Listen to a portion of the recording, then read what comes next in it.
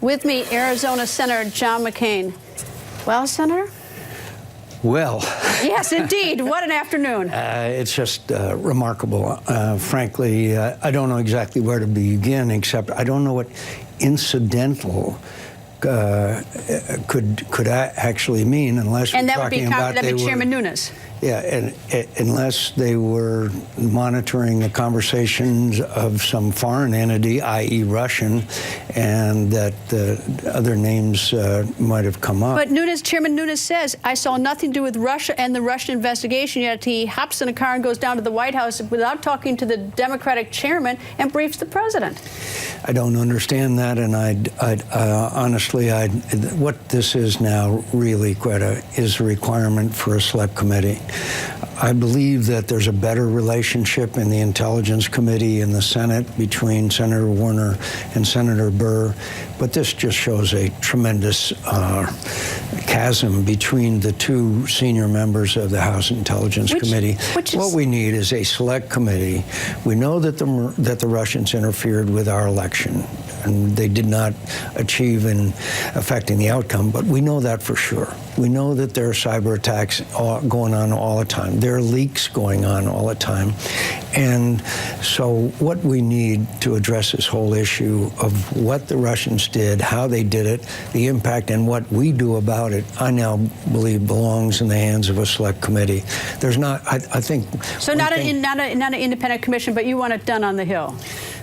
I would agree to a commission. I would probably prefer a select committee, but either one I would be satisfied with. Isn't that why we vote people to come to Washington? I mean, like, we voted the members of this committee to do this, and now because they can't get the job, and I don't mean to be disrespectful, but it sort of seemed Keystone Cop-ish what happened this afternoon, and you make a face, so I think you might have a thought on that. But so bizarre. And so now we have to go out and hire some other people to do it because they can't do the job.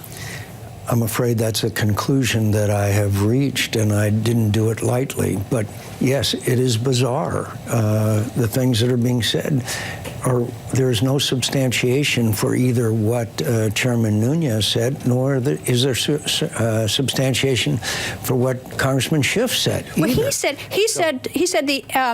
asked if there was direct evidence. He's a lawyer. He's a former prosecutor. He said it's evidence. Evidence is not circumstantial. Well, that means it is direct evidence, and so he's being coy. He's playing us. After the heads of our intelligence agencies testified before Congress saying there was no evidence of any wiretapping of Trump Towers. So here we are mixed up not only in contradictory statements, but also in what the word is. We've been down that road. we know that one is. Yeah, it's a bizarre situation. So what I think the reason why I'm calling for this select committee or a special committee is I think that this back and forth and what the American people have found out so far, that no longer does the Congress have credibility to handle this alone. And I don't say that lightly. That's a strong statement to make about Congress. But I do, so far, the Senate Intelligence Committee, there has been a good there's been a good working relationship between Senator Burr and Senator Warner, and I think they've done a good job. What I thought was unusual is President Trump's response. He said today, after being briefed by Chairman Nunes, who didn't tell the Democrats, he just raced down to there to tell them, and he told the press before he even told Schiff, apparently. He says, when he was asked whether he was vindicated, he said, I somewhat do. I must tell you, I somewhat do. I very much appreciate the fact they found what they found. I somewhat do. Now, I would thought that was out of character. Usually you'd say, aha, see, that, I told you, I've been telling everybody I'm right. He's usually much more bombastic. And now he has a sort of laid-back, I somewhat do. I thought that was odd. I have long ago given up in trying to interpret the remarks of the President of the United States. I only pay attention to what he does, and frankly, on some of our national security issues, he's done some good things. So what about Nunes going down there? Should he have called Schiff before he went down there? I'm not telling any member of Congress or the Senate of what to do, but I have found in my years in the United States Senate, working in a bipartisan fashion is the way you get the best results. And when you don't, such as the passage of Obamacare on a party line basis, and what we may be embarking on here in repeal and replace, is usually when it's done, things are done on a partisan basis, the result is not very lasting nor very good. All right, you bring up the vote that's going to happen in less than 24 hours in the House. I'm not sure they have the votes or not. Should it pass the House, do you think over in the Senate it will pass?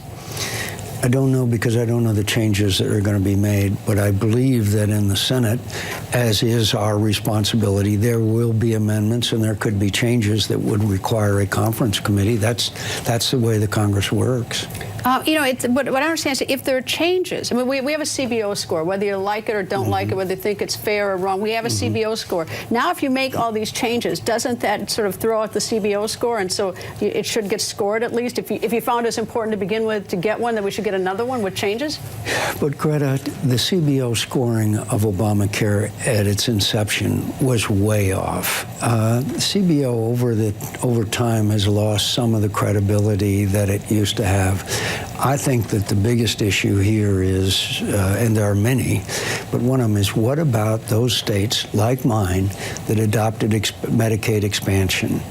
And the effect that I'm hearing from my governor is very disturbing and in some ways draconian. So, and your state is the worst in premiums rising, I think. Yes, and the interesting thing is Obamacare was completely imploding in my state, and so now the fix is also not satisfactory in my state because we're a Medicaid expansion state. So, by the way, there's one theory: let the whole thing collapse, and then Republicans and Democrats will have to come together. That sounds like a good idea, except the people that are harmed in the process. Well, that's my whole point, is that, you know, is that we sort of expect everyone to act like a grown-up and solve these things. You know, it's like whether it's the Nunes and Schiff or whatever, we sort of expect something so important as health care, is that, fix it, sort of, I think, most American people, because everyone deals with health problems.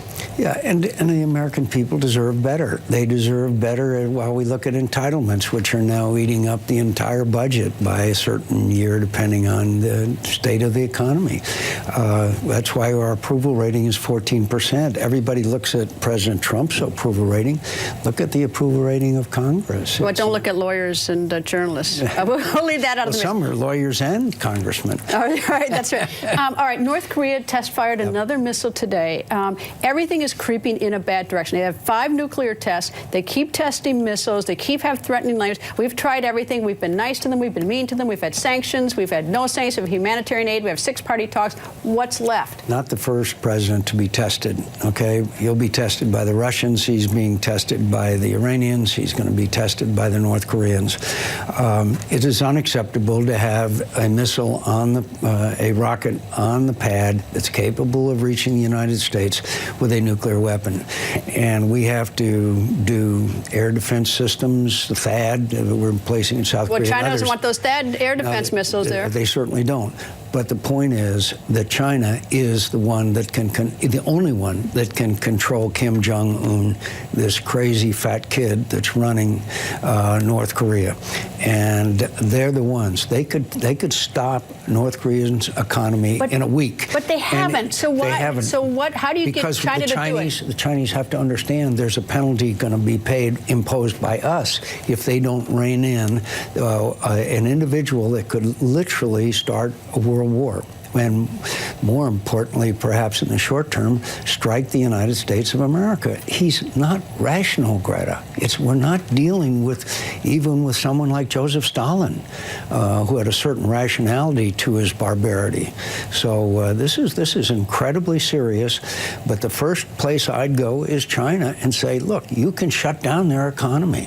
And so rein them in. Rein them in.